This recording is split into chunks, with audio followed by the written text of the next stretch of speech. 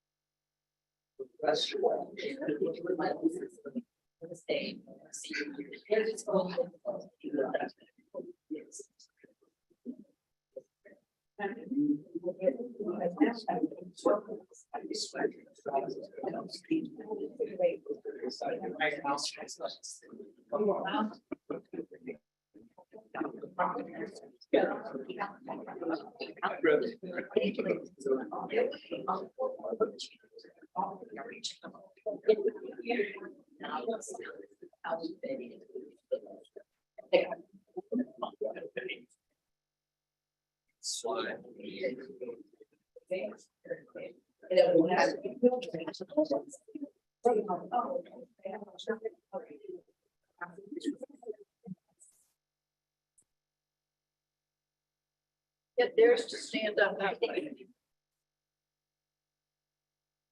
They have no idea how they did that. I didn't set it up first. I saw that and picked up that watch. Oh, no, I have. Oh, wow, that's what they wanted. Yes. You did it right, you just had it wrong.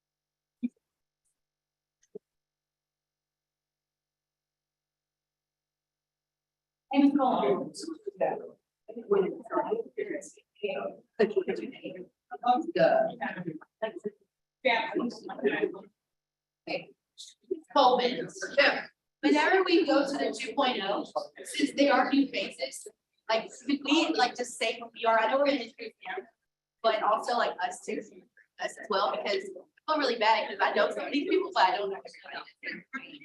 Like a quick brief, what it represents. Can we go to the 2.0?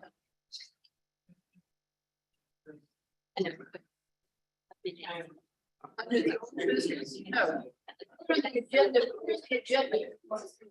I'm sorry. Change. Excuse me. You need to change.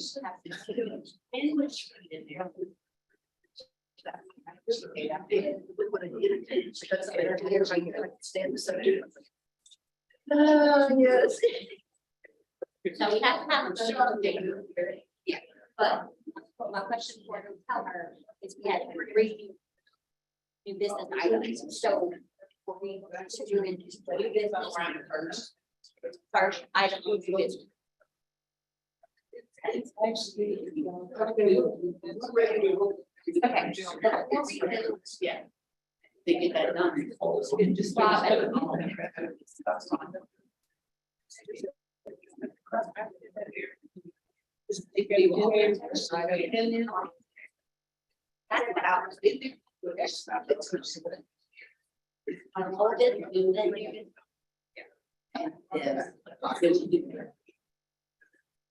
yeah. So we're doing updated with last. Yes. So should the motion be to move programs updates from last, or should the motion be in new business? Like what are we doing?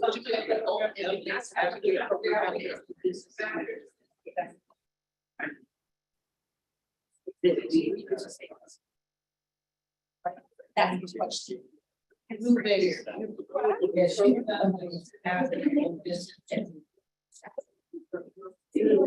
One thing. No, it's not. It's too late. Here. New business. I don't.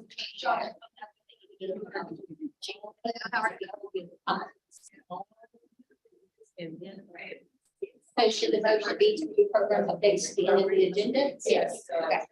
And we're doing that. Yes, we're doing that after they go into executive session. Yes. So we don't need a motion. Okay. Hang on. So we're gonna do roll call. And then we were after roll call. We're gonna do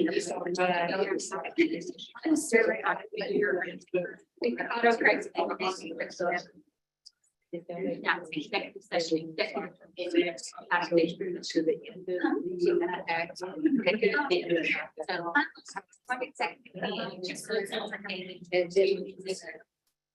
We are saying.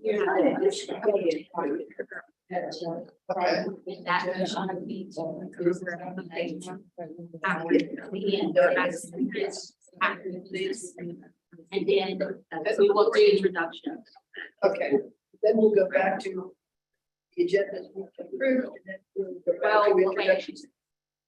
Yes, well, we have to have the motion to be. So going back to introduction and announcements and minutes, public comment. This student is program update and back.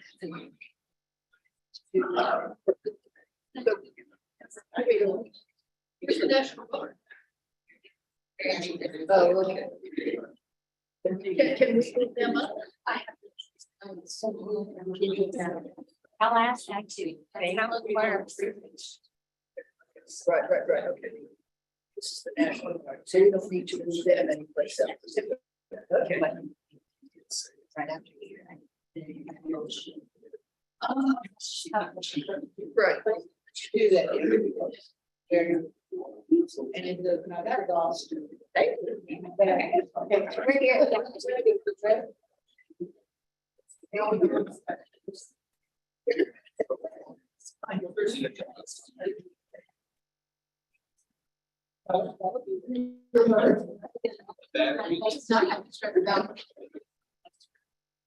Everybody.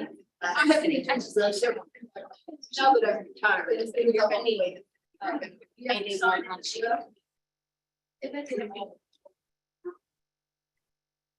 Ready? I do that every time. I did.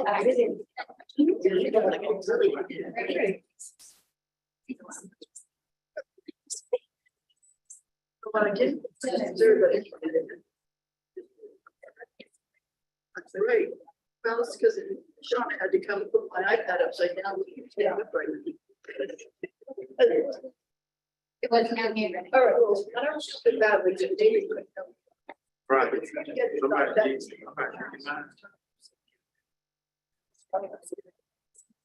That's right.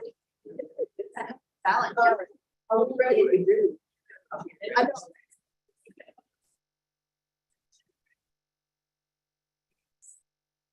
Well, David's going to get something to drink.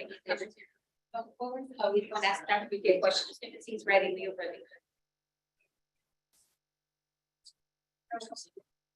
Yes.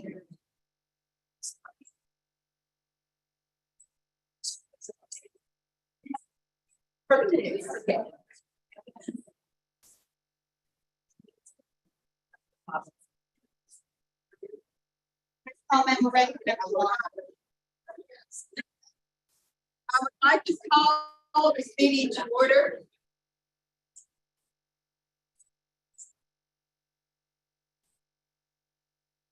I would like to call this meeting to order, Thursday, August 10th. And so we'll begin with roll call. Ms. Bailey, Dr. Cable, Ms. Coleman, Here. Dr. Davis, Dr. Henderson, Ms. Lawson here, Ms. Talbert, Ms. Merritt, Mr. Payne, Here. Mr. Powell. Here. Four, which does not represent a quorum. Okay, so we'll need to go into executive committee. And so I will need a motion from the committee members that are here to go into an executive committee. I'll make the motion. Thank you. Second. Please. It's a moved and seconded, so we're going into an executive committee. And then we need. Okay. I would like to introduce or have him introduce himself. He was introduced to it last meeting on the screen, but our newest member is Mr. David Payne. David, tell us a little bit about yourself. Yeah, 25 minutes. I promise I won't need that much time. My name is David Payne.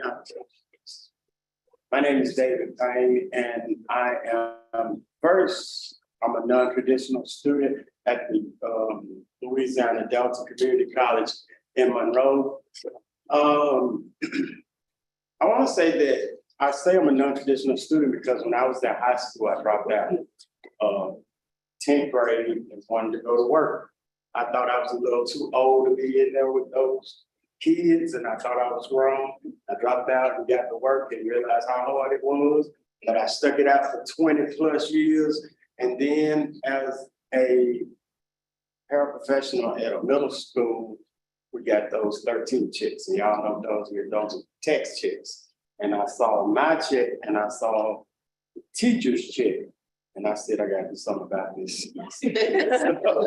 So I went to Louisiana Delta and I took the high school test, and I'm real proud of myself because I didn't take any class. Just went straight, took the test and passed it, enrolled in school. And I got involved in my school so much, I just quit my job and went full-time student, and somebody asked me if I wanted to be the president. I said, what? So ran for president and got it. And I was did that for a year, and I felt like I needed to do more. And so I got with the college board and I ran for LTTCS board member, and by the grace of God, got it and just been rocking from there and got on this board. And it's just, I'm here to serve the students. We're looking forward to this fall, doing a lot with our students, and here we are. So I'm glad to be a part and just looking out for ways to help the students in all of these systems.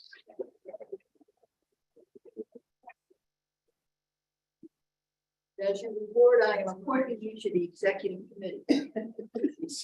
Temporary. Huh? Temporary. Thank you.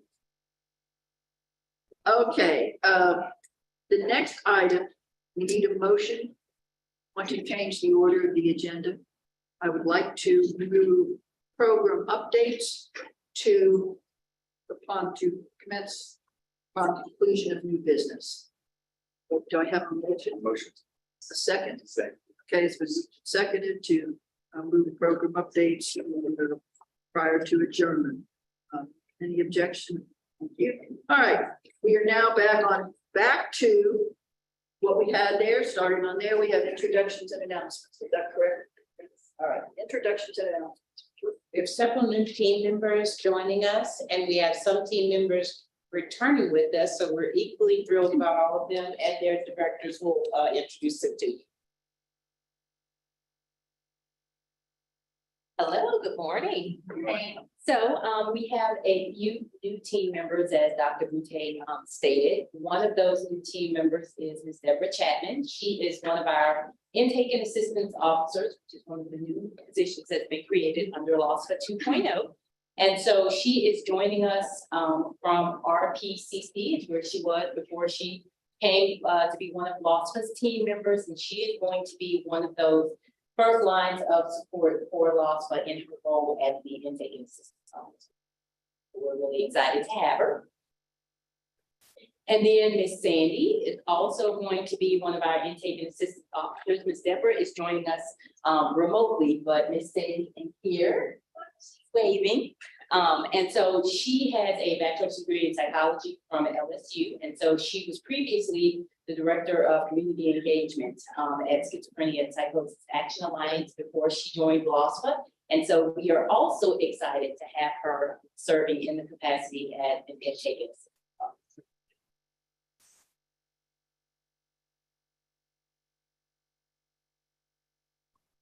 We were also able to add another graphic designer to our communications team. Madison Natalie, who is joining us from LSU.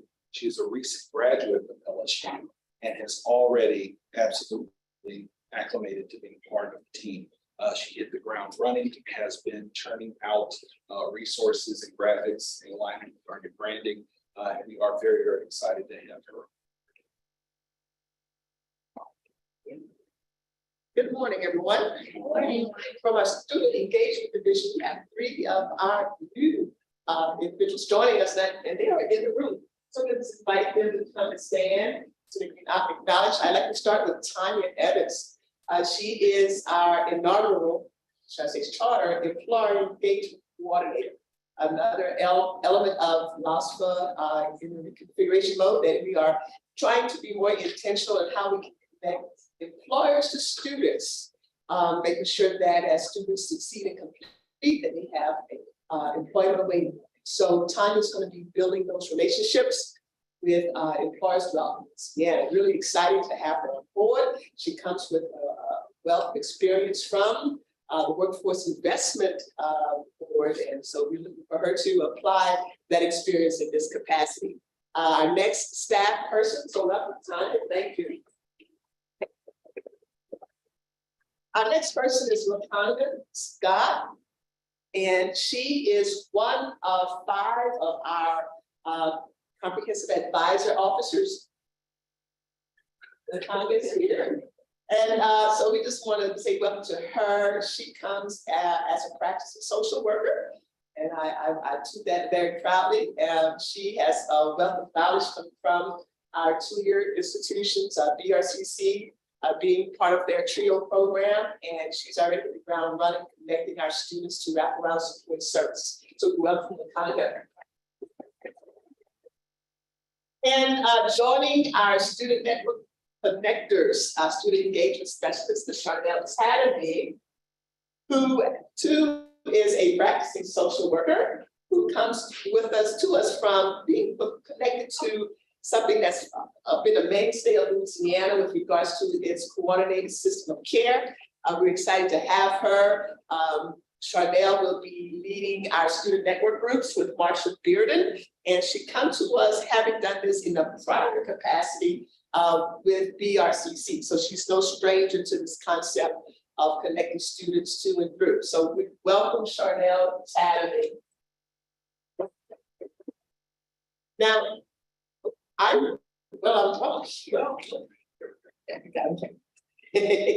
continuing with, thank you so much. We have also members of our field outreach and CAS teams that saw the excitement and the potential in the new positions that were being extended in LOSFA 2.0. And they were like, well, look, let me take a dive at that. And so we want to acknowledge their willingness to remain and be a part of it and just serving already in such a phenomenal way. Joining us from CAS, Anna Bro, who's joining us virtually. She is a comprehensive advising officer, formerly public information officer. Summer Clark hails to us from the North, from the Monroe area, by the way. Just okay. She was previously a regional specialist coordinator, regional specialist coordinator, but now she is serving in capacity of comprehensive advising officer. You've met Jennifer Miller, who came to us through HR and is serving just awesomely in her new role as employee and customer engagement specialist. And I think we have one other person in the room, April. I do want to acknowledge, well, it goes to Jeanette Patterson is here. Jeanette, thank you for your role. Jeanette also came to us from field outreach, and she will be serving CASC and student engagement in the administrative assistance capacity, but serving all divisions as well. She's already done so. Another one of our CASC persons, formally. So happy to have her. Thank you, Ebony. Thank you, Shane. For Anna and April Smith, who was working so very furiously, tirelessly with the MJ Foster specialist, but was also a public information officer. She is now serving as one of our 5 comprehensive advising officers we'll hear more about later. And joining us also virtually will be Mr. Darius Spurlock. He too was a regional program specialist, regional coordinator. But in this new role here, we are so excited with the wealth of knowledge he brings with the secondary student population, now being able to serve all of Louisiana students as a comprehensive advisor officer. I think that completes our student engagement division for now. Thank you. And for CASC, we also welcome back some of our colleagues that were with Field Outreach. And so that's going to be Miss Felicia Armand. She is now our event and outreach coordinator.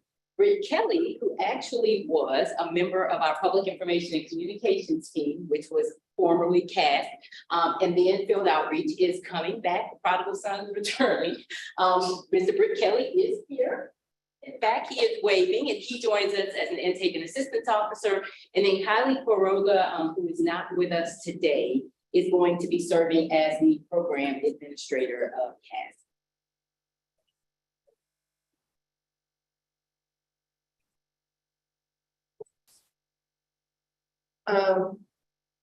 We get to go back and get, we have a group of minutes. This has been one of the introductions. Okay. So I'll do this one. We do have several members of the National Guard here with us today. They are here in connection with some of the rulemaking that we will be hearing later. And there you see it's David Mula, the Command Group Operations Sergeant, Colonel Dirk Thibodeau, and Mr. Leonard Atkins.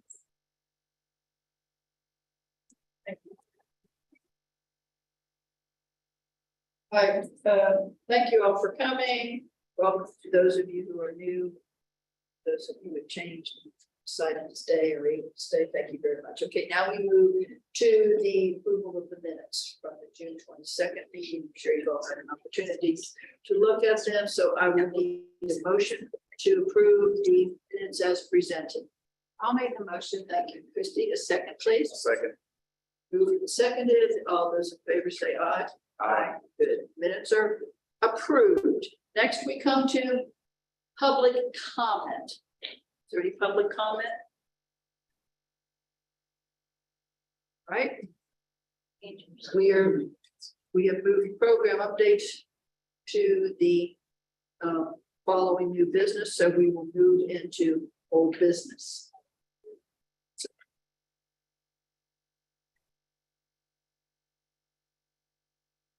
Is 26. Huh? Slide 26. right.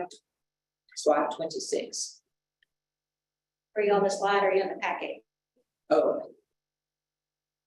So I've got it. I found it. Okay. So we're under old business. As you can see under old business, consider recommending publication of final rule to implement the Secure 2.0 Act of 2022, to amend the Start Saving Program administrative rules to add interest rates to be applied to deposits and earning enhancements in eligible Start Saving Program accounts for the year ending December 2022. The rule, and I need a motion to approve.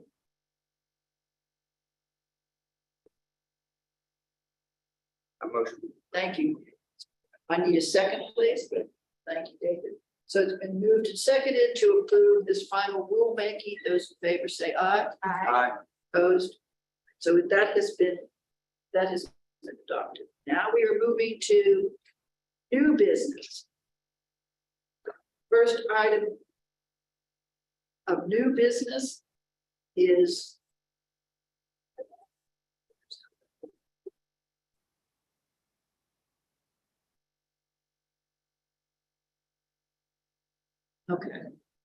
to consider the administrative rulemaking to implement Act 279 of the 2023 regular session of the Louisiana Legislature, which creates the Patriot Scholarship Program for members of the Louisiana National Guard. I will take this one, and As I said, the board members are here. If y'all have any specific questions, or if y'all would like to come up and speak, I'm fine with that. We're good with that. What this program does is currently for Louisiana Guard members, there is a program in place which waives tuition at public colleges and universities for a student who enrolls in school while they're in good standing with the Guard. This program would pay the mandatory fees that those students have to pay. It is available to them for 4 full years, and that's year round. It's not just fall and spring or fall quarter, winter quarter, and spring quarter. It's year round. So it would pay for summer, and it is applicable for part-time or full-time enrollment. And hopefully we're getting this off the ground this fall. We're hoping to start making awards under this as soon as it's approved. It will go to the Board of Regents for the final approval on August 26th. So I'm here if you have questions. My members are here if y'all have questions. Is it consecutive years or is it 4 total? Like 4 It's total. 4 total, So if they took it, because there are going to be periods where they are not able to enroll because that won't penalize.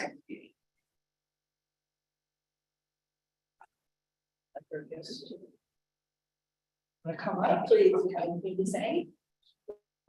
The chair. My name's Dirk Tibble, I'm the state judge advocate, Louisiana National Guard.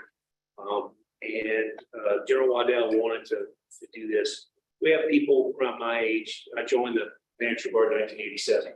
When I went to LSU, I took advantage of the tuition exemption.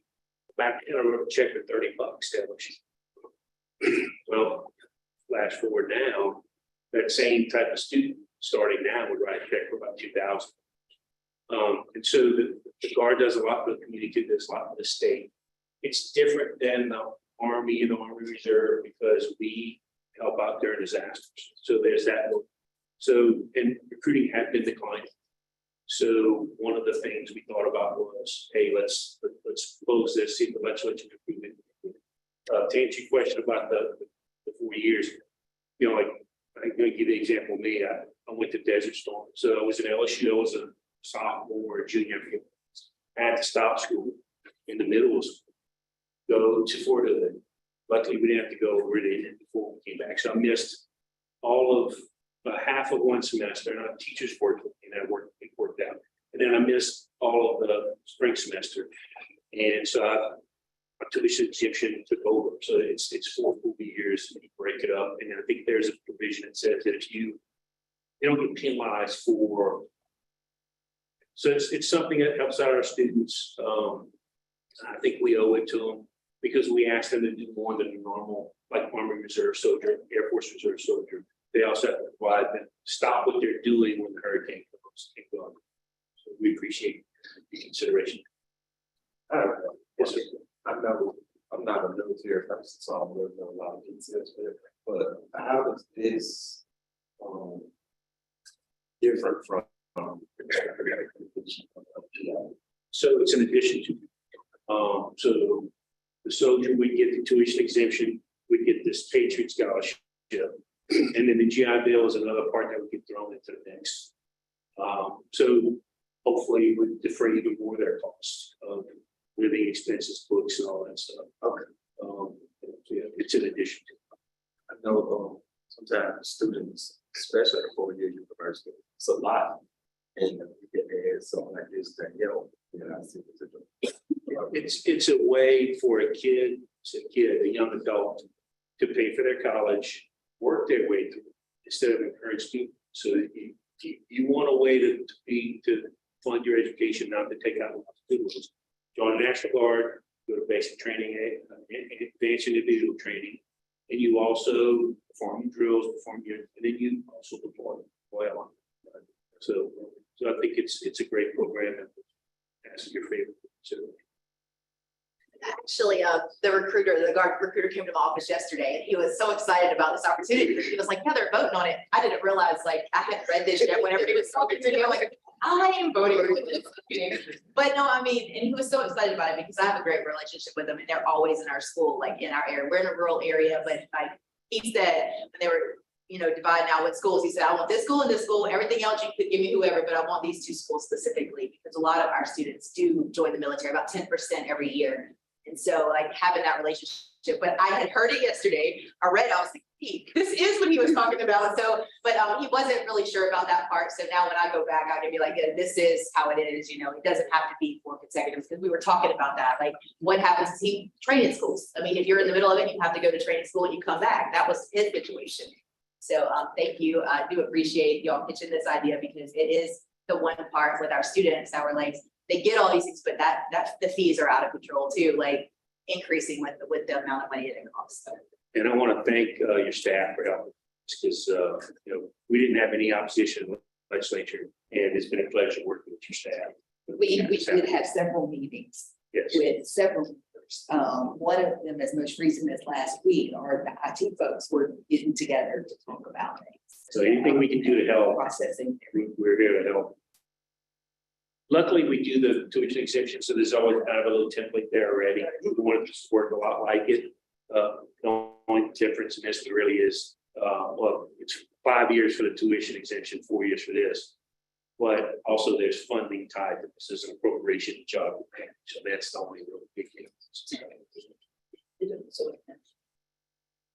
Thank you so much. Thank you all. Thank you for your. We need a motion to approve, but I would like to, I'm assuming that there is funding for this. Yes, So ma'am. is it funded and how much is the funding for that first year? Do you recall how much the funding was for the? I can look it up real quick, but it's in the $2 million range. 2.3 or 2.4? That would be in the Board of Regents budget, your budget, whose budget is it? Border regions. Okay. Which funds does? Yes. 2.4 million for this year. Then then next year, then logically you should get more funding. As you add classes. Sometimes it's difficult for some funding bodies to appreciate that you have to add more money when you're getting new classes every year. Well, also, we're hopeful that we would, so you have current guardsmen that are in now, that would take advantage of it. So there's an estimate that we put together, the fiscal office, we work with them to put it together. But then also one of the hopes is we do more of our best and brightest. So there is an increase in the fiscal, but I think 2.4 was the number. I forget what that did year. It was 3.6, but that's 5 years, I would assuming the best possible scenario of what we would have. And all of our numbers have been full-time equivalent students. And as of right now, a lot of our students have to go part-time. So we're kind of thinking we're on the high end of stuff. And we're hoping this program allows our students to go and be successfully finish college in 4 years. Yes, thank you. Thank you for, I'm assuming that you came to someone and got the program started. The idea. So let's do this. I think it's very- Thank you very much. Any questions before? I need a motion then to approve the rules. I'll second it. Okay, it's been moved and seconded to approve. Wait, I'm sorry, I missed the first person. David Payne. Moved and seconded to approve. All those in favor say aye. Aye. So that's completed the Patriot Scholarship Program. Any other comments? Okay, then we move to new business. And so I don't have it. The first item of new business, the request for exception to TOPS provisions that require a student to begin a home study program no later than conclusion of the 10th grade. Does anybody have any questions or comments on those? And I don't have that sheet with you. I don't have it here. So I tried to review these carefully. I didn't find any. I'm okay with these. Anybody else okay with these? The ones that were in your packet. So if we're all okay, then we need a motion to approve the TOPS exceptions based on the home study. Motion. I'll second. All right, thank you. We moved and seconded. All those in favor say aye. Aye. Good. All right, thank you. Next item under new business is the TOPS exceptions for the regulatory provisions that require students to remain continuously enrolled. And I went over these, talked to Robin before the meeting. Some of these have been updated, or at least what I read, it may have changed.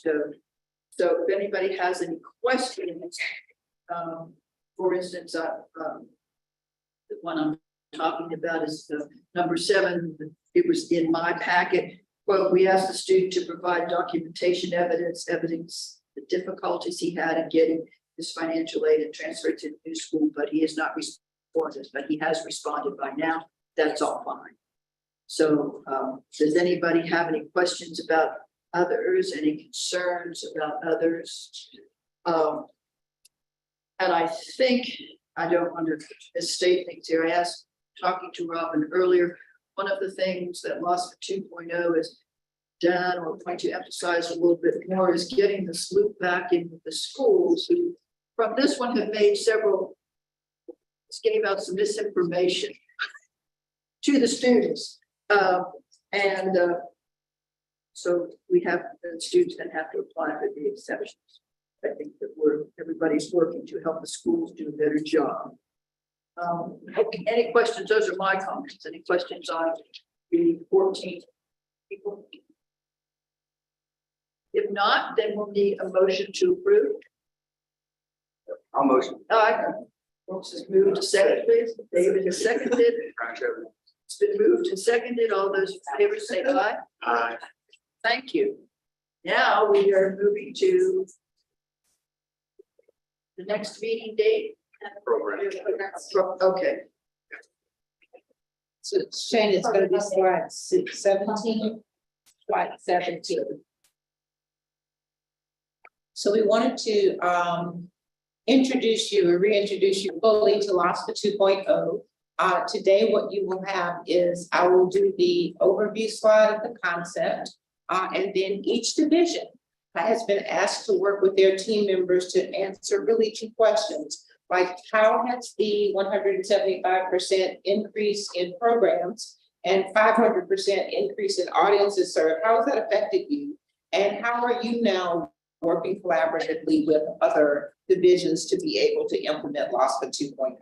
So we should be on slide 17. There we go. All right, and as you can see, LOSFA 2.0 basically is lessons that we've learned through Gear Up, lessons that we learned through field outreach services, also lessons that we learned through the cases of students calling us and asking for not only information about scholarships, but information about wraparound services. So it's kind of the good and the bad and everything in between that we felt like we need to look at our services in a different way. And so that we can address the expanded audiences. So we are expanding support to students and families statewide, secondary and post-secondary. As you know, if you're thinking mostly about TOPS, that's a secondary audience. But this is secondary, post-secondary, and also traditional and non-traditional, making sure that we're addressing both of those audiences. And you can see we have different subsets of those audiences, and I won't read those all to you, but again, all of those subsets will have differential needs. And we have to have the talent on board and the connections to resources that can meet those needs. What did we decide to design the services on? The big 3 buckets at the bottom: the comprehensive advising for students statewide, career exploration connected to post-secondary pathways, looking at which value proposition matches the students' needs. What's the best bang for their buck? And also we know that students come to us not only needing financial aid, but they also come to us needing holistic services or wraparound services and support. So this is in an effort to address a 175% increase in the programs LOSFA operates, a 500% increase in the audiences. And we were very fortunate to have a $3.5 million means of financing swap granted to us, because as the Gear Up program ended, we were able to get 3.5 million, but we're taking that 3.5 million and we're serving expanded audiences on a statewide basis. And with that, we will turn it over to our directors. to tell you. Chris, sure, your question, since you are a state agency, does this have to be approved by the Board of Regents when you redesign these things like that? They've been involved in it. I mean Yes. formally. No, not formally. They, basically, well, let me back up. As a part of the budget process, every September, we present the budget process to the Board of Regents. And this concept and where we were going with it has been our building response over the past 4 or 5 years when they would ask, what are you going to do and what are your plans when the Gear Up grant ends? And we talked about the need, not only just because of the end of the Gear Up grant, but because of the increase in programs. So yes, the Board of Regents does vote on those budget presentations. So in a sense, I would say that yes, it has been approved. All right, thank you. And before, Robin and I are gonna move, and our very capable team is gonna take it from here.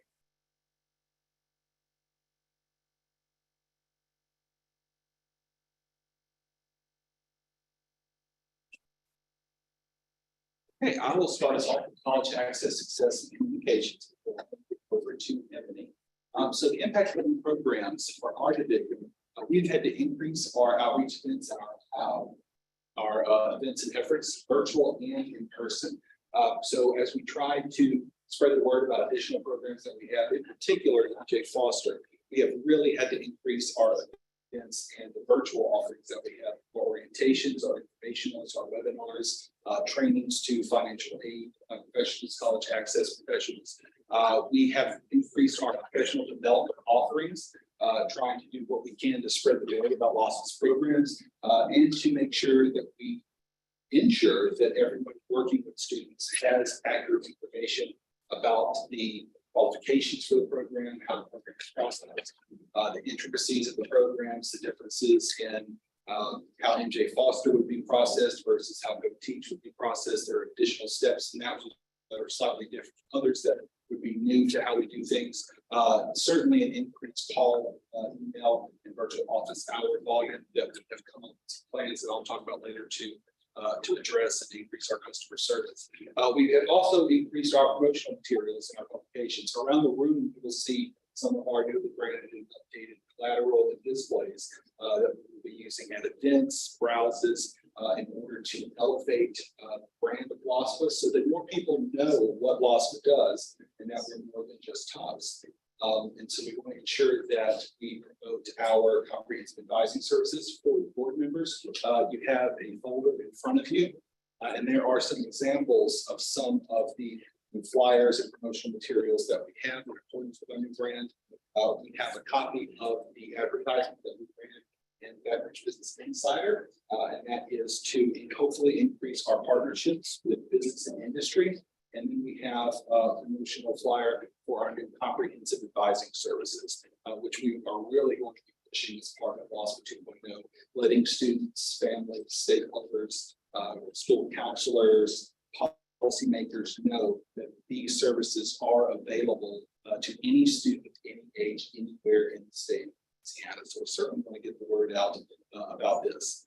We're looking to leverage technology. So as we look to serve, a 500% increase in our audience, we have to be really smart and strategic about how we do that and how we serve students virtually, create automated means for to communicate and advise them, because we certainly don't have the staff on hand to be out in the field in order to serve these students. So we have to identify ways through Lex to combine our application programming interface, and we're really focused now on our user experience, user engagement.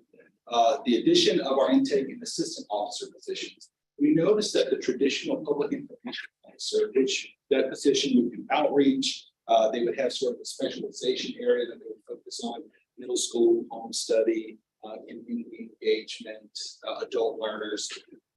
Due to the increase in call volume, they have really been stuck answering phone calls and emails. So they've not been able to do that outreach that we wanted to focus on the specialization areas. So as part of LOSFA 2.0, we have been able to sort of break that role in two so that public information officer, we now have intake and assistance officers, and their primary function is to handle all of that income communication, and that sort of, bottom level advice, answering those simple questions. And they will also be focused on triaging students who come in, identifying students who need additional assistance, or those that we can funnel into our case study, case management system, so that they can get comprehensive advice and services. And then restructuring the PIO position into outreach coordinators. So they'll be able to meet with partners, develop the resources that we need, bring resources and information back that we can incorporate into our wraparound services and comprehensive advising. We have identified, and Ebony can touch on this a little bit more, collaboration efforts, coming up with that tiered support model. We answer those basic TOPS questions that we did, a lot of high volume with over the summer. And that way we can bring in those outreach coordinators when there's a case that's maybe a little bit trickier, that'll take a few hours. And then identifying those students who may need continuous advising, continuous help over the course of weeks, months, or even years. And so we're also looking to expand and restructure our communications team, because we have to, I'm sure you've seen a lot of articles that talk about how a lot of the public is losing confidence in higher education, not seeing the value of higher education. And so we have to be able to communicate why it's worth the investment, value of seeking post-secondary education or credential, why we want to continue to invest in LOSFA programs, and letting everyone know what resources are available to them through LOSFA. That goes beyond just scholarships and grants. That goes to our support services and our advising services as well. So we are continuing to develop our campaign action plans in order to promote the agency and to promote the work that we do. Ebony? To speak to our collaboration efforts, just to piggyback off what Shane said about the increase in programs and the increase in audience, traditionally summers have always been very high in volume, whether it's phone calls, emails, because of TOPS processing. Add in MJ Foster, which is going into its second cycle, and you get a quadruple increase in what we typically see in incoming communications. And so what that required of us, this impact of adding these new programs and having these different audiences, is that we've had to be innovative where technology is concerned. Of course, you know that we have Lex, which is our chatbot, who we recently introduced, and she has been great. We noticed that we get a lot of communication from MJ Foster students. We use Quick, which is also Lex, the programming for that, to do our text messaging nudges on top of constant contact emails, because we also know that texts and emails together are more effective than sending either one of those alone. So some of the other things that we've had to do is kind of think outside of the box. And of course, that is going to involve IT, because we need to be able to reach more people in a faster and simpler fashion. And so some of the things that we're doing now is that we are implementing a virtual advisor through Signalbind, which is our text messaging platform.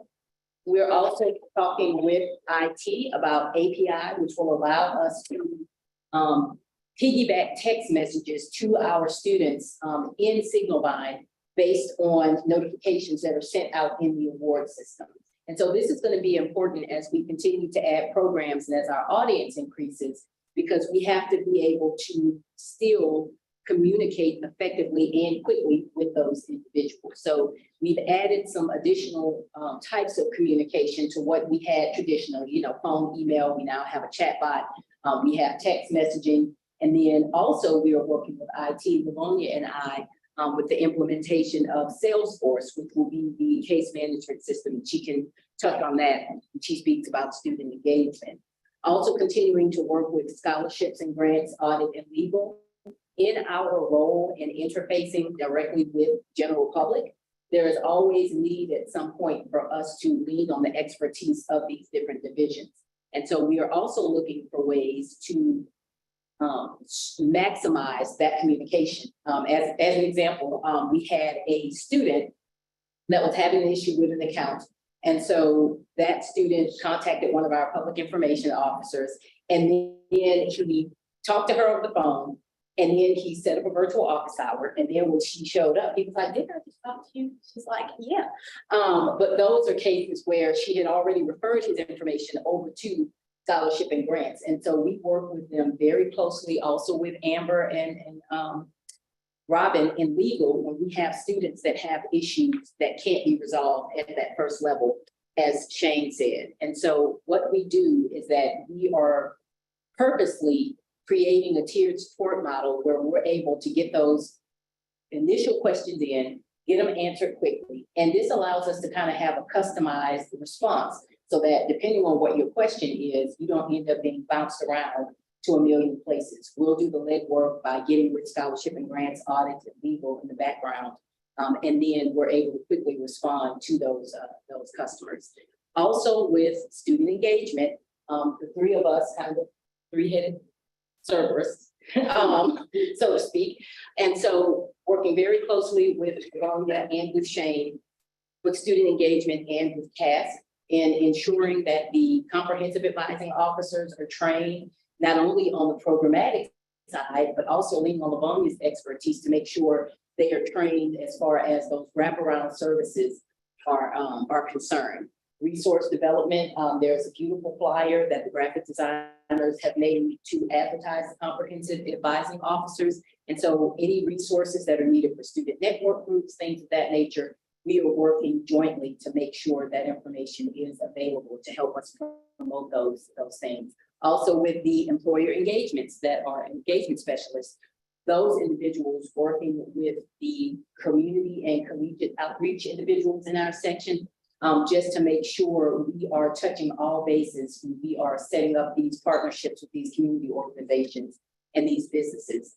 Continuing to do a deep dive with START to promote a lot of programs that we have, START K-12, ABLE, and what we are looking to do is basically increase the number of partnerships that we have. So continuing to work with them. You see the rebranding here. A lot of that rebranding also, if you look at START material, you'll notice that those things have been rebranded as well. And then, you know, we can't do any of this without money.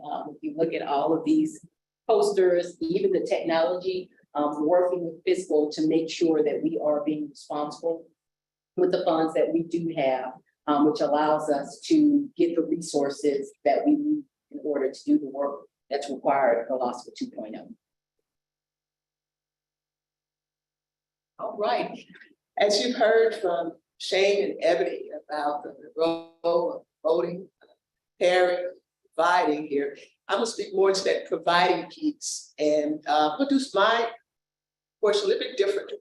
You have bulleted items there that's been in your package. So I'm not gonna read them verbatim, but I'd like to share so that you can see how this come all together and how the three of us have been able to coalesce between our two sections of this awesome agency to design something that's relevant and impacting our students. So I want you to go with me. I'm going to give you not a case scenario because it's a true case study. And then I'm going to close out by just giving you an encounter I had on the way here today to this meeting, Ms. Lawson. You can appreciate this one. So the case study involves, I just need you to kind of paint in your mind a silhouette of a student, cap on, tassel, and being faced. This particular student, and I am going to change names of schools and individuals to protect. This student is a female. Okay, I'll give her name Susie, okay, from a rural parish. Senior year. In fact, she ended up being class salutatory and was connected to our student network groups maybe in the fall of her senior year. So that first half, of which time was just doing some career exploration with her. At that time, engaging her with some of the local employers that were in her region. Sad to say, the school that she was attending, she did not have the availability of a counselor in the latter part of her spring semester due to health reasons. So she stayed connected to our network groups. In the course of this summer, she attended a bridge program to prepare her for her transition into post-secondary. At the time of her graduation in May, this salutatorian did not have one scholarship awarded or awarded to her. Reached out to her several times, I'm applying, what am I doing wrong? When she entered her summer program, she was connected with her, I won't call the program's name, but let's just say summer program advisor, who, as she was working with us and brought to our attention that this student was awarded TOPS 10. She had it in her vision to pursue a nursing degree, 4 years. But again, coming from a limited resource family, single parent home, first generation.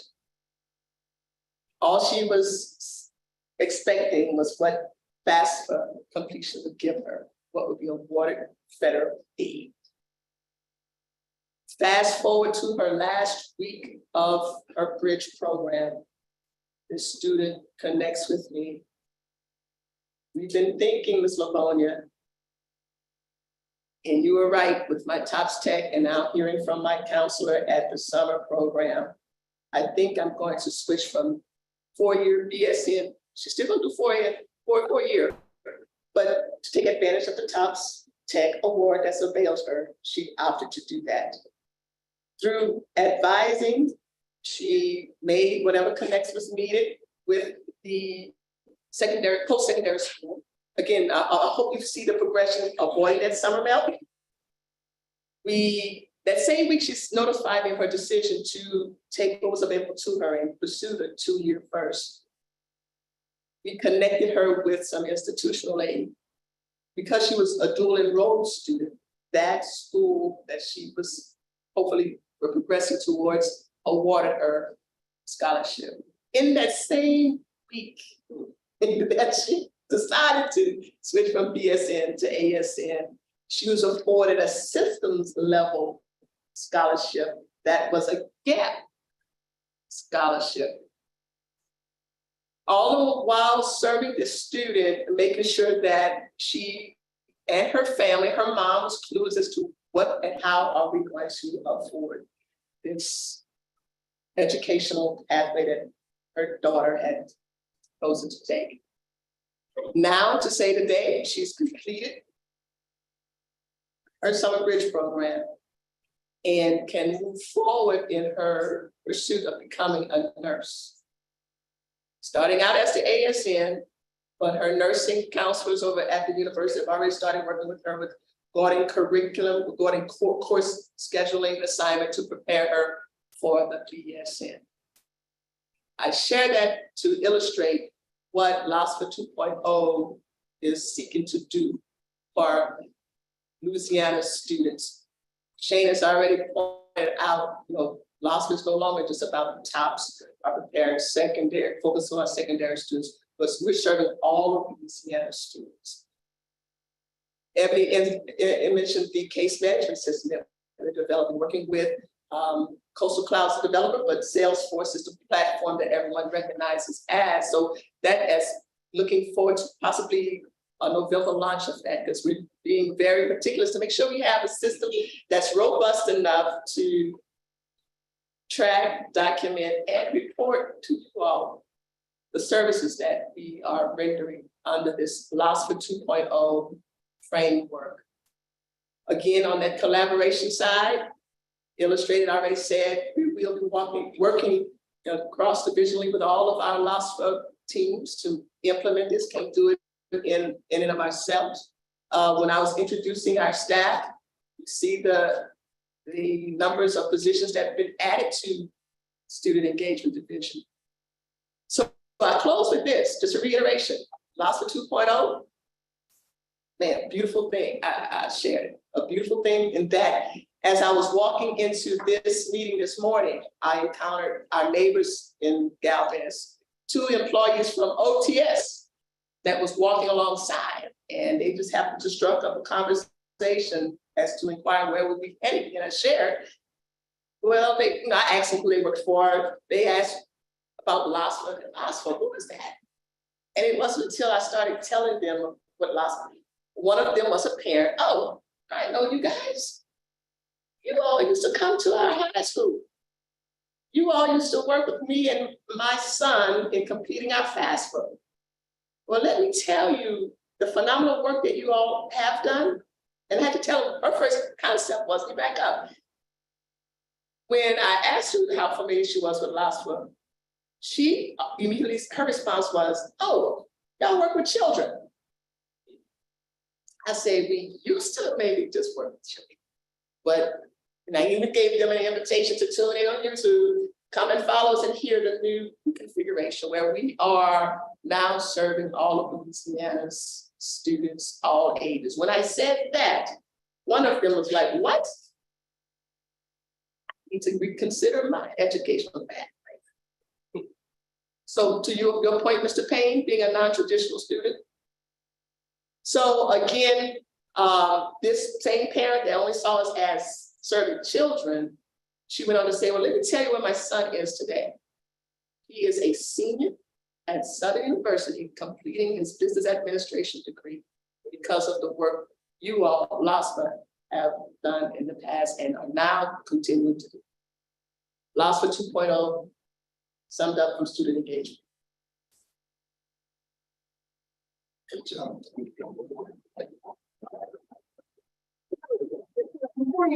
I'd like to take a minute and acknowledge who's on the board and let these board members introduce themselves to the new people, and then we'll try to incorporate who is not here, because it's what I am hearing is, I think that as LOSFA 2.0, this is just amazing and really serves the state extremely well. The outside institutions need to step up their responsibilities as well, to make sure that they hold up their end, what they're supposed to be doing with the students. And the board members here, people like Christy, she probably cringed when you said they didn't have a guidance counselor. So let me just take a minute and get the board members to say who they are and what organizations they represent, by what virtue, so how they are on this board. So Christy, you want to start? My name is Christy Lawson. I am the high school counselor representative for the public schools in the state of Louisiana. I work in a rural parish, Joel Sumner High School, and a lot of this, I want to speak to this because y'all work behind the scenes, but y'all listen too. And like this right here, I brought the idea, but the vision, like they had it, this is better than anything I could have dreamed of, okay? Like mine look like pales in comparison to this, but I have it for different things. And like I put together a senior folder, like you're talking about they don't have one. Because what I realized was I am one person and they're asking me, I mean, you have 100 different kids asking the same questions over and over again. Let's put together a red folder. You put every document in there. So this right here made today's job worth it on the first day of school. But then I look in the folder and whenever y'all are doing this, all the programs are listed out. I don't have to send them to the website. This is right here. Like this is everything. And I'm going, wait a second. I forgot about this one. Or I don't know this, and there are so many brand new people that come into our field. It's such a high turnover rate, not just with teachers, but counselors. I mean, there's burnout, everything is real because we're not as supported across the board as like when we're in the moment, because we're overwhelmed and overworked and people just burn out fast. And so you can't train them fast as they're leaving. So when they have a lot of this misinformation going out there, this is great. And then I get to this. And I'm like, the changes that have been made in the GPA. I'm like, it's right here. I had a conversation. I got an email from a peer yesterday. We put a work piece prep class in our master schedule this year because I saw that our kids needed that. Like they were taking it, and some may get it, some may not. But if we have a concentrated time frame, a parent did not want their kid to take that because it wasn't a requirement. I said every senior that does not have an 18 gets the opportunity to take this. And they were like, but what is this? And so now I'm just like, here, it's right here. Everything is listed out here. You can qualify this. It says Tufts Tech or the corporate. Oh my goodness, like I don't have to keep repeating myself. I can just say, here's this paper. Please let me know how I can get these PDFs, and if it's okay if I share it on the website. But I'm just looking at this, like, I'm excited about it because, I mean, as I'm listening, I know y'all are still trying to figure it all out. I would like to know, moving forward, like logistically, like, how do I get a call? Like, do they call this number? Do they email this? Like, what does that look like on their end? Like, what would the experience be like so I could tell somebody? Could you be the first one to do this for me? Like, that kind of thing's moving forward as y'all figure it all out. That's what I'm most excited about, because I am one voice, but I am only one person, and not saying that it's not important, but it's like when they have somebody else that is in a position that has the authority to say something, they listen to that as well. And we don't always, I don't know everything, and things change like all the time. Like Chairperson Coleman's talking about, like the institutions. They may not know the changes. I will tell you right now, every council in the state does not, even in my district, doesn't know that the FAFSA is opening in December. Because I said, hey, look, I just went on this trip last week, and I know y'all sent it out. Like, please know, it's an email, it's everywhere. Like, we're trying to, and I was like, no, it doesn't open until December. What date? You don't know that yet. And then I was like, we went to this, and they didn't have the final draft, so I can't really tell you exactly what it's gonna look like. But I know that it's gonna help tremendously on our end, but we don't see it yet. We will, and y'all are doing this great job. So I appreciate the changes that you're making. I appreciate y'all coming along, because y'all are facing this, y'all are attacking the same things that we need help with. So thank you. I do appreciate it. They're gonna find out how fast the next week it are. They will. And they will, just clarification, but they gonna find out next week. If they don't already know. Brooks, tell us. Good afternoon. My name is Brooks Powell. I represent all the proprietary schools for Louisiana, mostly non-traditional students that's taking a break. Some of them between graduating high school and deciding out what they want to do in life. Not as excited as. But she deals with a different student actually when It's great. going through it. Yeah, but you know, we help walking through the FAFSA and things like that, and making sure. Thanks for pointing that out to me about your GPA and all that. Yeah. I already texted.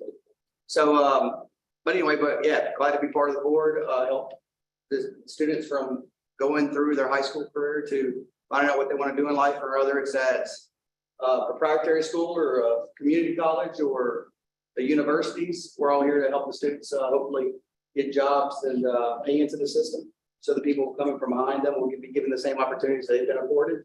And we're here to just try to make students' lives, I won't say easier, but like Ms. Lawson was saying, kind of make it less confusing, maybe. So that if they don't have a support system, that we can help guide them to what it is that they're seeking to try to do, so that they can keep any scholarships or any what do they call them, grants that may be afforded to them and awarded to them.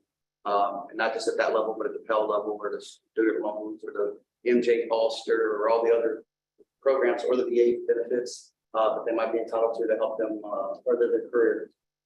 That's it. Thank you. Well, I'm on the council of student body presidents for the state of Louisiana. So being on this board, it helps me to relay any information that you guys have with our other presidents, that's presidents of all Louisiana schools. And I'm telling you, there's a lot of information. I feel like you, and my office at Louisiana Delta is right next to the financial aid office, and I see their struggle every day. I see what they go through. I see, you know, a lot of things that they have to go through. And I think that with me relating a lot of this information directly to our students, if it's like hanging it on the board, or, you know, just giving them the opportunity to see this information, because I think it's really important, and I'm gonna do exactly that. In fact, somebody give me some material to take with me today, because I'm gonna spread the word about work that all you guys are doing here, because I got there for good news today. Thank you. And I'll just, I would also like to share for the people that are new, and we have a small number of members here today. We do have representatives from the Department of Education, the Board of Supervisors from LCGCS, the Board of Supervisors of LSU, from the Board of Supervisors from Southern, the Board of Supervisors of the University of Louisiana System, student financial aid counselors, administrators, Christy introduced herself, Louisiana School Counselor Association. If I missed anybody. I represent the Louisiana Association of Independent Colleges and Universities. That is simply an association. It's not a governing board for the 10 private colleges in the state that are members of the association. And I will certainly see that what I see as my role is very different. It's to get the information. I'm not, so much hands-on as to pass the information along to the schools. And once in a while, if they're not supplying what they need back to LOSFA, say, this is what you need to do. And I see and I'm sorry that the other system boards are here. That's the purpose of this board, is to help LOSFA be successful in what you are proposing to do. We appreciate it. And Christy, of course, David, or there, sometimes this is just a bad month for people to attend in person, and hopefully the new regulations will take care of that. But that's who we are. I think this is really exciting, but I do see that schools, the other side needs to step up and make sure that you are getting that they're advising their students better. There were some examples on the exceptions today that say that post-secondary has just not necessarily done the best in keeping up, and that's no one's fault. It's just that there's got to be a better way. And what I'm hearing is you are stepping up, changing, and saying, well, the executive director has, wraparound services. It's everything for everybody what we can do.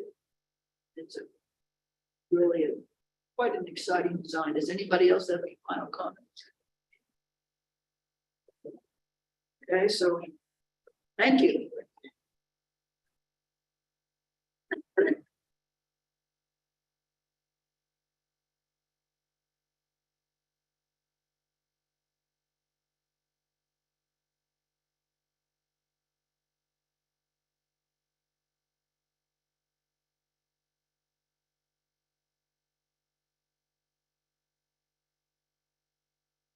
Back to the next slide. Excellent. Got the slides in order. We have right, so that's, I don't have a slide 20 or page. Good afternoon. I'm Deborah Paul, the Scholarship and Grant Director, and I'd like to introduce Ms. Paula Smith. Paula, stand up. Paula is a student financial aid administrator. So her area of responsibility is the TOPS programs, Opportunity Performance and Honors, as well as TOPS Tech. And she's also the administrator of the MJ Foster Promise Program. So, and the scholarship. And the Paid for Scholarship. Thank you. I like to say I'm left-handed and Paul is my right hand. So I think we work pretty well together in running the Scholarship and Grant Division. We have a total of 11 employees. And earlier in her remarks, Dr. Boutte mentioned that we have 175% increase in programs. So last count, we were around 17 programs, and we've only had to increase staff by 1 and still handling all of those different programs. You're going to hear about some of the major ones through that, but we have programs for our new member, Mr. Payne. For instance, we help students who major in optometry or podiatry, because Louisiana does not have a college of optometry or podiatry. So we have a program in our office that provides tuition assistance to those who want to be doctors of optometry and podiatry. They go out of state, come back and work in Louisiana. So that's one of the programs that you don't hear a lot about, but we do administer that program. We also have the John R. Justice Student Loan Program, which is for attorneys who work in public service, either as a prosecutor or public defender. If they commit to work for 3 years, they can get a stipend each year to help against their student loan indebtedness. So we do have that program with some of the smaller ones. We work with the Department of Children and Family Services and administer the Chafee Education and Training Voucher. For those students who have aged out of foster care, qualify for up to $5,000 a year to help with those school-related expenses. We with computer programs that are not being discussed today, but that we have available. So the impact of our new programs in the scholarship and grant division, the MJ Foster Promise Program has started its second year, but with the many changes that took place, it's almost like a new program, what we've had to do. But we're working with several sections in the agency to comply with the new changes that came about with the MJ Foster Promise as far as the funding model and students not being on the wait list and that sort of thing. The money being open to students from all schools. And unless you're under a rock, you've heard a commercial about the MJ Foster Promise Program. I watch the 10 o'clock news at night and between every segment. Register now, the program is popular. So we have seen a big increase just in the publicity about MJ Foster.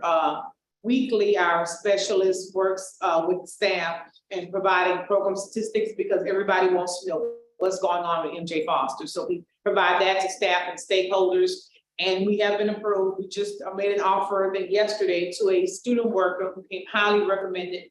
Just coming to us from the Louisiana Housing Finance Authority. She's going to work with us because we get, when I tell you, tons of emails from students in the MJ Foster Promise Program. And I think I told Dr. Boucher a couple of weeks ago, they must not sleep at night because in the morning when you get in, they're emailing at 11 o'clock, midnight. Maybe they work overnight shift, I'm not sure.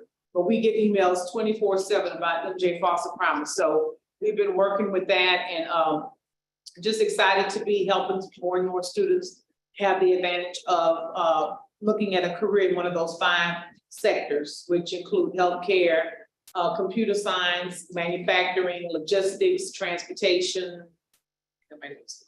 Those 5 major areas for MJ Foster. Our newest program, aside from MJ Foster, is the Go Teach Scholarship Program. So that's also entering its second year. So with Go Teach, the object is to help students who have an intent to teach. So there are no repayment provisions with the Go Teach Scholarship. If a student is majoring in education and has the intent to teach, they can get a scholarship at one of our public universities that have a college of education. We also provide alternate certification for those students who may have gone to college and say majored in economics or history, and now they decide they want to teach. And teaching is, I think it's getting a lot of publicity because the salaries have increased a lot. I have a niece that just graduated from Southern University in May in elementary education, and I was sharing with Paula, today is her first day as a first grade teacher at Port Allen Elementary, and the starting salary was like $51,000. I was like, oh, okay. So the money is increasing, and for somebody single with no student loan debt, I told them you can do pretty good and save some money and go from there. So the salaries are increasing, and it's a good program. But for those who didn't major in education and want to go that route, we have our state and private colleges that have alternate certification. And we also partner with some providers that are not colleges, like for instance, the New Orleans New Teacher Project that operates out of New Orleans. We also have the Louisiana Resource Center for Educators, as well as I Teach. Those are the main ones. A lot of our school districts also have their own certification programs, like Teach Tangipahoa, Teach St. Tammany, Teach Ascension. But because they pay all the costs for that program, they're not using funding from Go Teach. We just had an allocation that we sent out to all the colleges. So we have $1.3 million that's being distributed to our public and private colleges for the administration. And with Go Teach, they can get up to $5,000 during the academic year, fall, spring, or summer. So that program is gaining a lot of steam as well.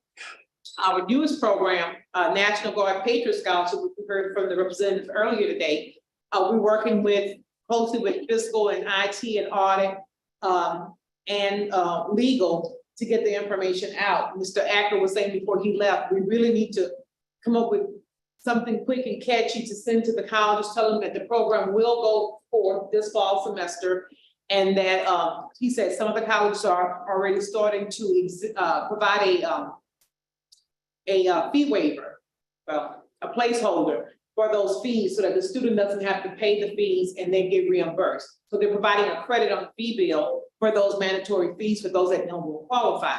So we work very closely with the National Guard just to make sure that students who qualify are having access to that. With the Patriot Scholarship, And we'll be doing that with, as with all of our programs, when audit goes out to perform an audit, we provide program information. Once they get on site, they contact us, and work with them on getting that done.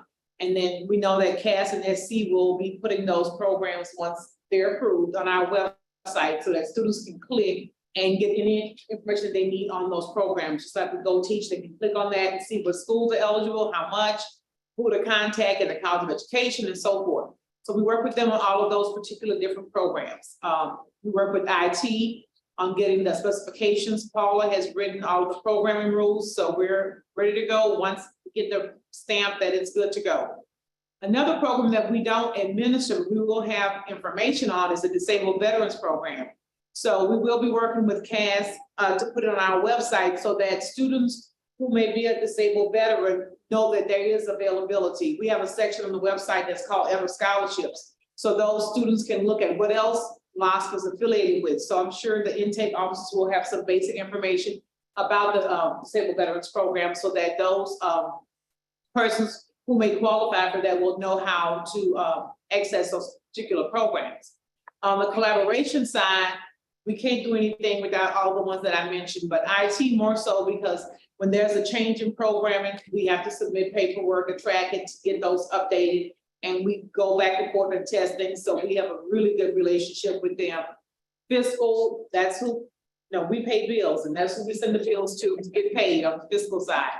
With legal, we do a lot of work with exceptions. We serve on those committees for the regular subcommittees as well as the exceptional circumstances.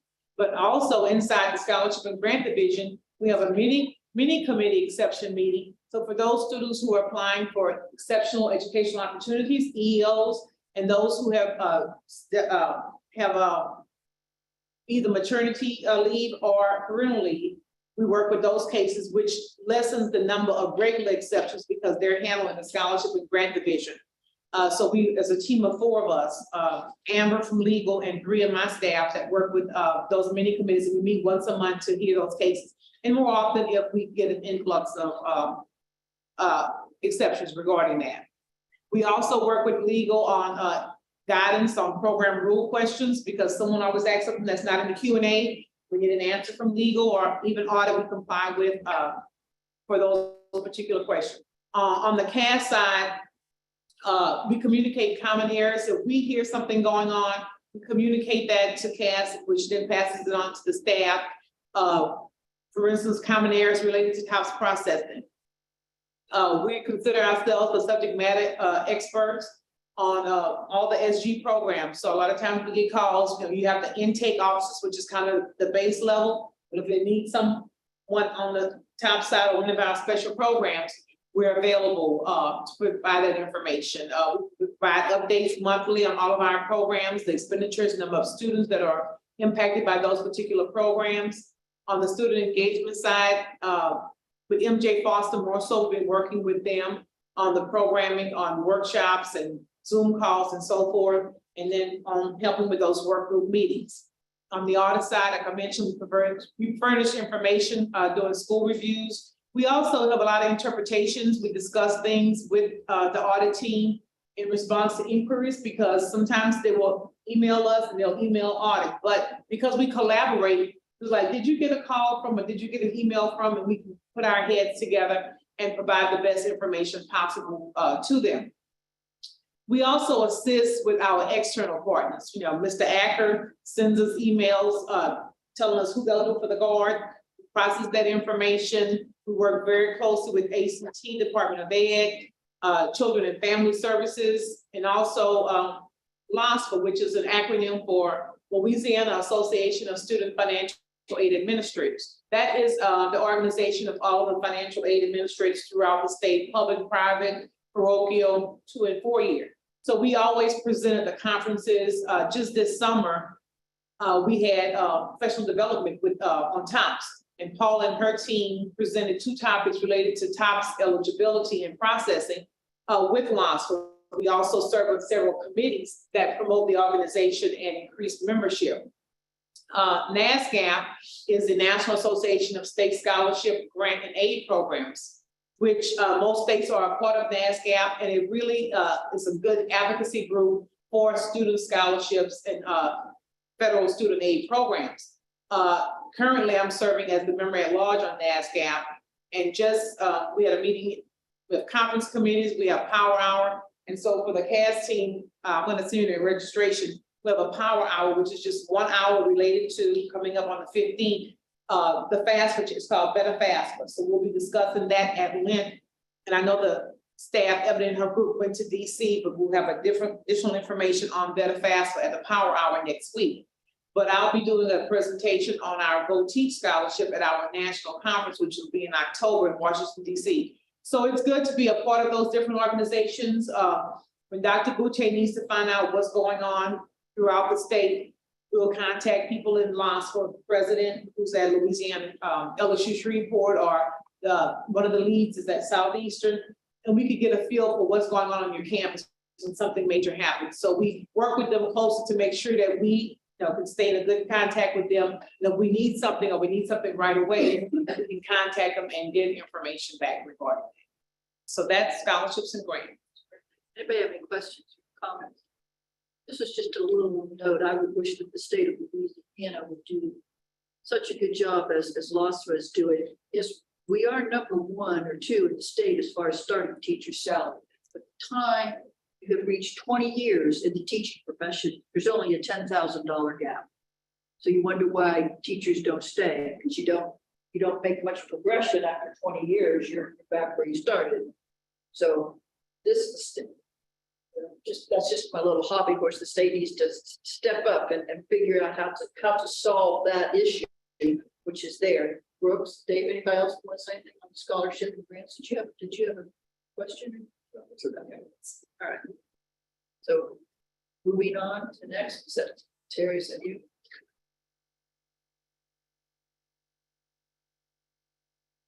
Sorry. Good morning, Mr. Payne, for your benefit, I will go over a little bit about what we do. First of all, my name is Terry Underwood, and I'm the Director of START programs. START programs are savings account designed for a demographic, basically. We have college savings accounts. We also have K-12 savings accounts, and we have the LA ABLE program, which are savings accounts for those who became disabled prior to the age of 26. Allows them to put funds back that does not interfere with their government benefits, their SFI and SSDI. So, our newest programs are the START K-12 program and the LA ABLE program, which came into existence in 2017 and 2018, respectively. Currently, our objectives with our programs are to work more efficiently, to cut the waste that we have, educate and promote, and support and service. To accomplish those objectives, we continue to work our collaboration efforts with IT to streamline deposits, disbursements, and verification processes in order to create additional efficiencies there. We'll continue to work with our IT division on email notifications to reduce staff hours and postage costs. In the past, we've sent letters out to notify our account owners. We have over 80,000 accounts at this point. So you can imagine what the postage costs have been in the past, especially now with letters over 60 cents a piece. So we're working on sending out more notifications this way as opposed to the old letter way. Continue to work with IT, fiscal, and legal division to offer LA owners the ease of a debit or prepaid card for disability expenses. This is a need that has come about that they've got checks in the past. And this is very hard for this demographic to be able to take care of those expenses that they have as far as food and medical and things of that nature. So this will be a help to them. Continue to work with CASC division to create opportunities to promote the programs to employers to facilitate payroll deduction to their employees, which is a free benefit. It does not cost them anything to offer that. Continue to work with CASC division to increase opportunities to educate and promote the LA ABLE program to community disability partners via in-person visits, social media. many people are just unaware of the LA Able program. So we bank on the disability partners within our community to tell them about this, because they don't know. In the past, they could only have $2,000 in asset, under $2,000 in assets, or their SSI or SSDI would cease. So we're working with those. Continue to work with You Promise to offer our account owners the additional benefit of cash back to their 529 accounts with each purchase. Right now, we usually get anywhere from $6,000 to $10,000 from You Promise each month to aid in our account owners in saving, and they use those cards and the funds come to us on a monthly basis. Collaborate with SE Division to connect citizens to support resources outside of our deposit disbursement processes. Currently in our communications with students, with parents, with disabled individuals, as well as those that care for disabled individuals, we hear needs that are outside of what our normal scope of business is. So now we have the luxury, we have the social workers on our staff, that we can connect with those folks and give them the resources that they're looking for that we can't necessarily help them with at the LA Able program, or in the K-12 program, or in the STAR program. Thank you. Questions, comments?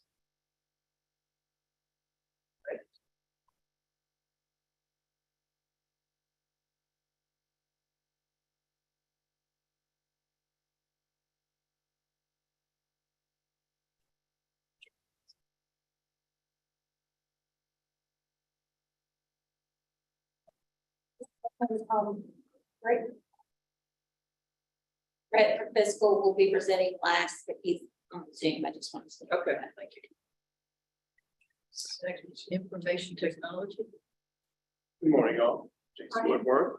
I'm one of Alice Brown's project leaders. To talk about our new programs, the Promise, much in LOSFA's, so Foster Promise. There have been numerous changes to the application process, how we handle the funding and seeding for the applicants, et cetera.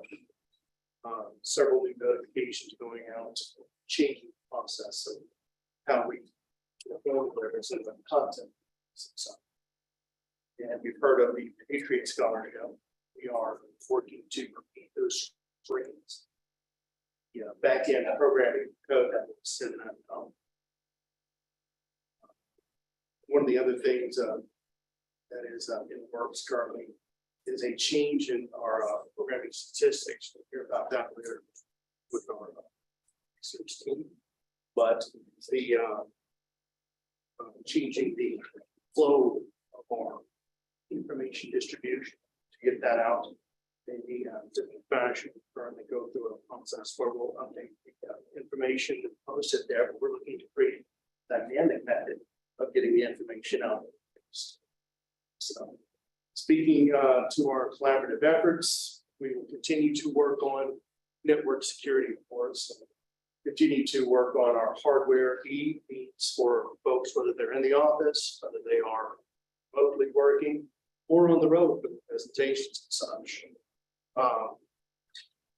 Terry mentioned it earlier, some of the 529 issues that we're helping out on. Pardon. The trying to connect together many of the communications tools, eliminating some of the bottlenecks of information distribution, the notifications and such, trying to consolidate work that we're doing these efforts so that we are more efficient at getting information out to them quicker. So something that is new, we will be changing our Able implementation so that we work to get the Act 26 out. That is relevant to the distribution of fund transfers for deceased beneficiaries. And the Able prepaid cards that Terry mentioned earlier, we're working on that. For SG, we are working with them to go over many of the changes that absolutely will be talked about. There was a webinar just yesterday afternoon that we were at. Lex, as you've heard of, is our chatbot. We are working to integrate that with new tech. Bringing in AI to make it more adept at broadening the responses that it gives, looking for information connected to schools, et cetera, not just the information we have in our facts. And again, I'm talking on that then with the notification processes. That's not just what we do for the 529 relevant to our SG programs as well. And for audience expansion, Salesforce is a new tool that we've had meetings with, thanks to the hard work of folks such as Shane, Levon, and Ebony, to come up with a model to handle cases better, keep track of what we're doing with the students. We know we see tons of interaction with, but what are we helping with? How, what are the outcomes? And able to follow them from start to finish. We are changing up this hub. We will be implementing a system where we'll be able to interface documents between our board system and the student to make it easier for the students to put in forms and the like. And SuperLex is actually the enhancement of our Lex to handle AI, where we're talking about matching that. Questions? Thank you. Questions, comments? Thank you for the update. I know with FAFSA, just envisioning all the changes and just the uncertainty and the not nailed down stuff, it's going to be a crunch time pressure on y'all. So Hi, I'm Shauna Este, and along with Connor Doucette in the back, he's my co-crime partner in research and data. And we do a lot of different things with just about everybody within the agency. We don't work with just one group, we work with everybody, which is one thing that most of our office does. We are very team oriented. But one of the things that we're working with is implementing the new Salesforce data collection platform, which Jason and SE and Cass have talked about. It will give us the ability, like you said, to track students and maybe find out, we gave them a specific service, this was the actual outcome. So we're trying to even further away from counting those bodies to telling you what the impacts are. We know programs have increased, we know audiences have increased. Funding has swapped. We would like to increase funding. So to do that, we have to be able to prove where we're going with things, what we're doing, how we're actually benefiting students. If you look at the second point there, the SAS Visual Analytics Hub, that's part of the data that the statistics on the website we're talking about. We're looking at actually automating this and making it where instead of you having to look for us for information, it's all automatically there. It's routine, it's automatically uploaded, processed, and it doesn't have anybody having to touch it. It's just there. I guess somebody in IT probably has to touch it, but I don't have to touch it near as much. We've also, when we talked about the TOPS update earlier in the year, we had to put some NSC data together with Board of Regents data, that's the National Student Clearinghouse data, to look at where our students are going who aren't accepting the TOPS. So we're going to continue working with that, and that's some of the new stuff we're working with. And as you can see, we work with stakeholders throughout just about the entire state, the legislature, lots of agencies, the public-private colleges, high schools, universities, even middle schools. My nieces go to a Montessori school at Homa, and last time I was visiting, one of the principals stopped me and said, "Oh, you work at LOSFA, don't you? I have a question for you for some of our seniors that." So we work with everyone, Louisiana citizens in general, and with our collaboration efforts, we are, like I said, mostly working with trying to integrate and make reports more outcome-based, where we are telling the full story, making sure we can make improvements as we go along with those LOSFA 2.0 efforts and say, this is working, this is what we need to continue doing. These are the impacts we're making so we can move forward and continue to collaborate and improve and hopefully get that increased funding so we can continue doing more. Any questions? I have just the collaborative national student clearinghouse for students that go out of state and the enrollment issue. Are you the primary one for that or for the regions? How's that lab or overlap? Well, we know students are going out of state. Right. We are actually pulling the data on all of our top eligible students that do not show up in our databases. So we look at, did they show up in any TOPS payment, any Go Grant payment, any payments that we would make? If we can't find them there, then we look at Board of Regents enrollment. If we can't find them there, we're sending those students information to the National Clearinghouse, Student Clearinghouse. We can find out, did they show up anywhere out of state or not, or did they not show up at all? And we're trying to actually work with Board of Regents through some of their, as legal's going to talk to you about in a minute, some of our data sharing things to see if maybe they just went straight to work. Yeah. So it's depends. We're looking at it as TOPS, and eventually we're hoping to expand it to more of our programs. But Board of Regents probably looks at it for the entire state. We're going to start looking at it more for the programs we pay. Thank you. Okay, any other questions? Very good. Next, so Eagle. Hi, everybody.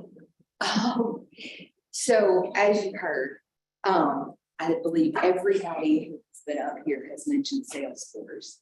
And Shauna just mentioned the MOUs, our memorandum of understanding with different state agencies, from whom we get data so that we are able to tell whether students went straight to the workforce. Or for MJ Foster, we are able to verify their income information or whether they've been working or unemployed or underemployed. So that is one part, is our contracts. We also review and edit our current agency documents. That's our publications. That's the Don't Blow Your Tops and our Q&A documents. All of those different things listed. The educational materials, and Rhonda, I must say, is instrumental in editing most of those informational materials. She has been here longer than I have, which has been quite a while. And she is a wealth of that historical knowledge from LOSFA. So she is instrumental in doing that, as is Cass with the new branding and making sure that our brand is getting out there. And people recognize who LOSFA is. We also provide updates to our web pages when we want to cross something that is technically right, but could be confusing. We recently edited, speaking of the Don't Blow Your Tops, because of feedback from a customer who said, that's confusing. So we edited that. We also look at every single press release that goes out. We review most of our communications. We assist with software programming updates. When IT or SG or even START has questions about, this is what we want to do. Can we do it that way? Is that going to cause a problem? Is that going to be an issue with privacy? We also sit in on some of the preliminary meetings. For example, we started meeting on some of the new programs in early June, late May, not knowing if all of the bills were going to pass, but we started meeting on that so that we could get a head start on programming. We review work orders prior to implementation to make sure that they're compliant with the law and rules. We also work with the other sections on procedures when requested and sometimes when not requested. We work with legislative staff to ensure the language for new programs actually work for LOSFA and they don't put something in the law that we just programmatically are unable to do for whatever reason. And we work with every in the agency, whether it be IT programming or the different SG scholarships and grants and the START programs. We work with task, different agencies of the state and with research and data. We work heavily with research and data on memorandum of understanding to make sure that those cover what we need them to cover. And we also work with fiscal audit during audits to develop responses. We work with tasks to develop one pagers for all of the programs.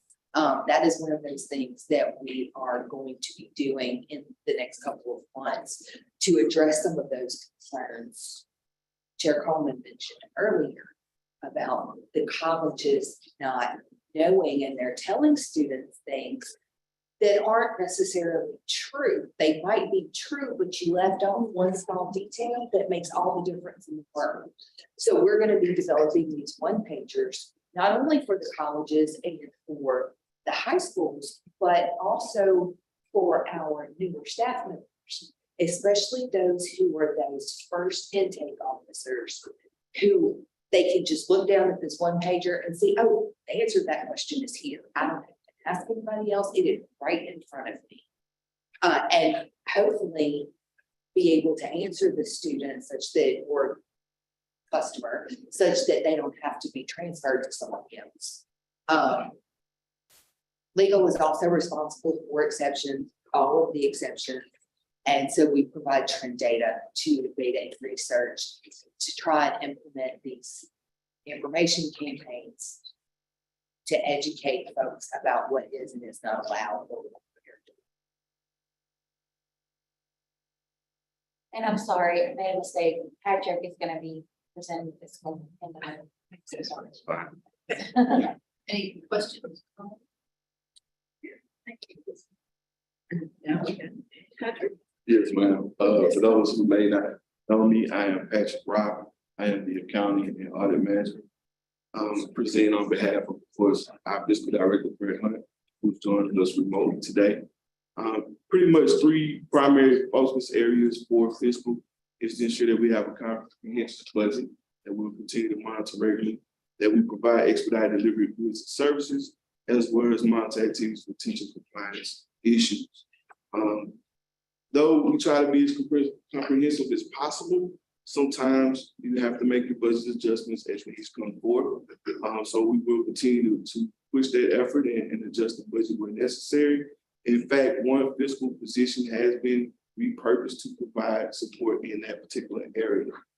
In regards to my direct duties in terms of auditing, we will be adding very soon as we start the process an additional auditor due to the growing number of programs that we have. Of course, we're looking to not only add that additional person to provide technical support, but also for the key purpose of ensuring that we do more routine audits on a smaller scale basis than what we currently have. So with the additional person, it allows us to do audits on a more consistent basis, as well as pay a little bit more detail by having those extra hands on deck. So compliance is, again, in my division, a priority at all times.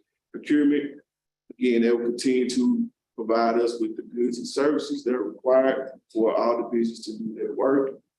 In terms of the collaboration efforts, we'll work with CAS as well as student engagement, IT, SG, all divisions across the board to basically ensure that they have the budget necessary and it reflects the program needs that they administer.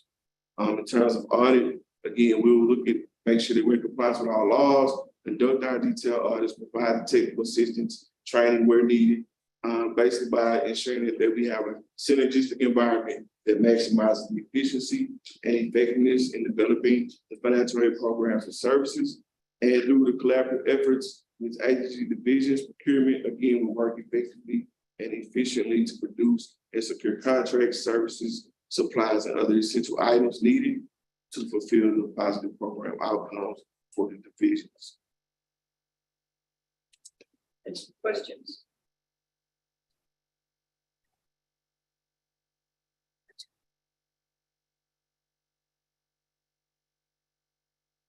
then next meeting day, keep going, there we go.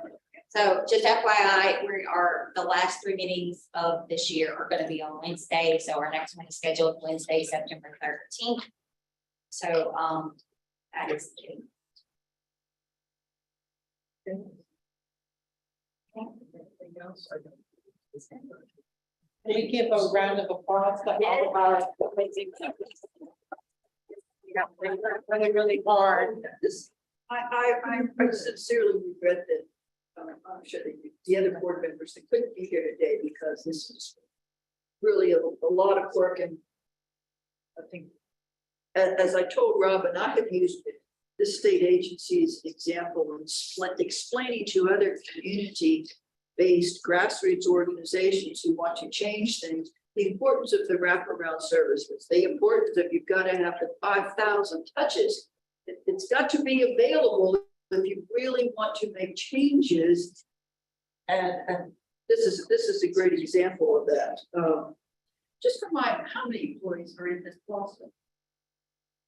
What kind of number? 86, but we're on our way to, I think, the high 90s because we aren't finished with the hiring. We actually have it in a chart, and we'll present that next time.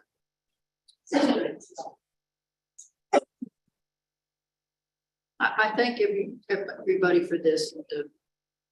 Any final comments before I get a motion to adjourn? Ma'am? I'm excited about like all the communication that you guys have done like today, but I just know that it's gonna make it easier for each department and moving forward. Like I see the vision of the practicality. Yeah, I mean, it's gotta roll. You gotta get your people hired. You gotta get all that going. But I understand from my perspective, like this, I cannot talk about this enough. Like even the one page you're talking about for your funeral, like it is so much easier. I have a master binder. Like I don't have an electronic. I have it. It's like here it is. You know. Kind of thing, like I feel like that was the one area I think that was, we're doing great things, just with getting that information where it needs to go, and y'all have just knocked it out of the park. So I appreciate that in advance. Thank you for all of y'all back there, all the people I know, all the people that I just met today. Thank y'all for the work that you do behind the scenes, because it is very much appreciated on my end, and the practicality that we have as a Well, I need a motion, second to adjourn. I'll Thank second. Motion and second, Kristen second. And am I correct that when these new rules go into effect, we have to state our names when we make motions? You must state your name when you make a motion. You must do a voice vote, i.e. roll call vote, if anyone is participating online. When do we start all this in January, February? Pardon? Yes, Okay. Normally, when we do rulemaking, most of the time it's for programs, as you